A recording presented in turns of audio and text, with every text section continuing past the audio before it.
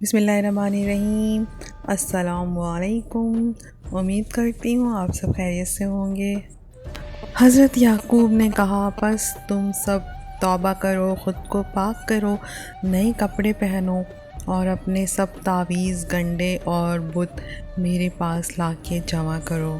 حضرت یعقوب کے حکم کی تعمیل کی گئی خیمہ بستی میں اس وقت عجیب افراتفری کا عالم تھا۔ ہر طرف صندوق اور ڈبے کھول کر مطلوبہ چیزیں ڈھونڈی جا رہی تھیں۔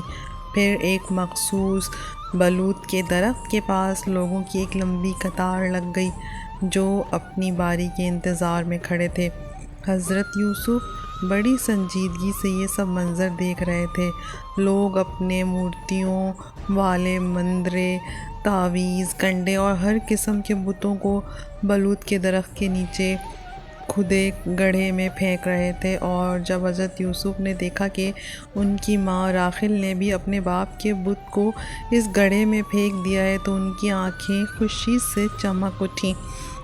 وہ اچھلتے کودتے اپنی ماں کے پیچھے بھاگے۔ ماں، بت کو پھینک دینا بڑا مشکل ہوگا ہے نا؟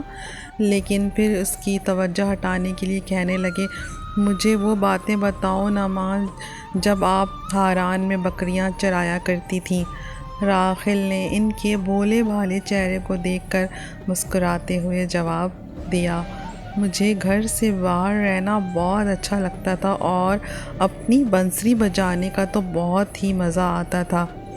ماں، آپ تو اب بھی بہت اچھی دھنیں بجا لیتی ہیں پتہ ہے مجھے، اور بابا کو آپ کی بنسری سننا بہت اچھا لگتا ہے، اور ماں آپ کے کتے بھی تو آپ کی بھیڑ بکریوں کو ہکلایا کرتے ہوں گے ہے نا ماں؟ ہاں بیٹے، تم ٹھیک کہتے ہو، یہ کتے میری بڑی مدد کیا کرتے تھے، لیکن مجھے بھیڑ کے بچوں کی دیکھ بھال کرنا بہت اچھا لگتا تھا۔ راحیل نے انہیں پیار سے چمٹایا اور کہا، جلد ہی خدا ہمیں ایک منہ دے گا، اب ہم اسے پیار کیا کریں گے، ٹھیک ہے نا؟ جب سب لوگ اپنے اپنے بتوں سے چھٹکارا حاصل کر چکے تو حضرت یعقوب کے قافلے کو کوچ کا حکم دیا اور تیزی کے ساتھ وہ سکم سے بیت ایل کی طرف روانہ ہو گئے۔ قبیلے کے بعض افراد کا خیال تھا کہ ایسا کرنا کچھ اتنا ضروری نہ تھا۔ قافلے کے محافظ بھی جان گئے تھے جب سے ان لوگوں نے توبہ کی ہے تب سے کنعان کے لوگوں پر ان کی عجیب سی ہیبت طاری ہو چکی ہے، اس لیے انہیں یقین تھا کہ اب وہ ان کا پیچھا کرنے کی جرأت نہیں کریں گے۔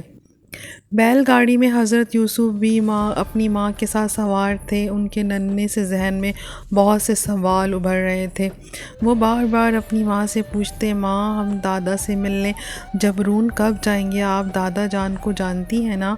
راحیل نے نفی میں سر ہلایا، نہیں میں انہیں نہیں جانتی، لیکن اتنا جانتی ہوں کہ ہم جلدی ان کے پاس جائیں گے، اب تو وہ بہت بوڑھے ہو چکے ہیں، تمہارے بابا تو انہیں ملنے کے لیے 20 برس سے تڑپ رہے ہیں۔ حضرت یوسف بھی پھر اپنی ماں سے لپٹ گئے۔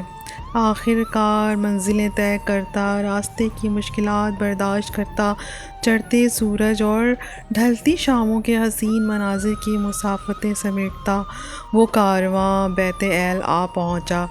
شدت جذبات سے حضرت یعقوب کے آنسو نکل پڑے۔ انہوں نے اپنے بیٹے یوسف کو وہ پتھر دکھایا جنہیں انہوں نے 20 برس پہلے ایک رات تکیے کے طور پر استعمال کیا تھا۔ انہوں نے اقرار کرتے ہوئے فرمایا، جب میں ہاران کی طرف بھاگ رہا تھا تو بہت اداس تھا، بالکل تنہا، بے کس، بے سہارا۔ اوپر سے میرا بھائی عیسو میرے خون کا پیاسا تھا، وہ مجھے جان سے مار ڈالنا چاہتا تھا۔ اس کے علاوہ میں اپنے بوڑھے اندھے باپ کو نہایت دکھی اور مایوس چھوڑ کر آیا تھا، کیونکہ میں نے اس کے اعتماد کو ٹھیس پہنچائی تھی۔ میں نے بری طرح سے اپنے باپ کا دل توڑا تھا، لیکن جانتے ہو اس بے چارگی کے عالم میں پہلی بار خدا مجھ پر ظاہر ہوا تھا۔ اس ذکر کے ساتھ ہی ان کی آواز میں ایک پرمسرت کھنک سی آ گئی۔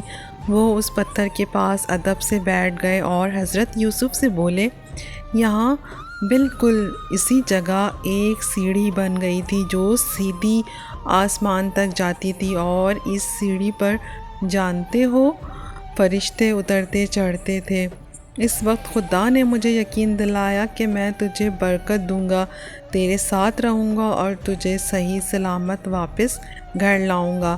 میں تجھ سے ایک قوم پیدا کروں گا اور تو سب قوموں کے لیے برکت کا باعث ہوگا۔ حضرت یعقوب کے بڑے بیٹے بھی کھڑے یہ سب باتیں سن رہے تھے، لیکن ان کے چہرے ہر قسم کے جذبات اور تاثرات سے عاری تھے، جبکہ حضرت یوسف گھٹنوں کے بل ہو کر غور سے اس جگہ کو دیکھ رہے تھے۔ پھر انہوں نے اپنی آنکھیں آسمان کی طرف اٹھائے اور پوچھا، بابا، خدا کی آواز بہت ہی پیاری ہے، اگر خدا مجھے کچھ کرنے کو کہے گا تو میں ضرور کروں گا۔ حضرت یعقوب مسکرا دیے، میرے بچے، یہی صحیح جذبہ ہے۔ ایک وقت تھا کہ میں جانتا تک نہ تھا کہ خدا کی محبت کتنی عظیم چیز ہے۔ اگر خدا تمہارے ساتھ ہے تو تمہارے پاس سب کچھ ہے۔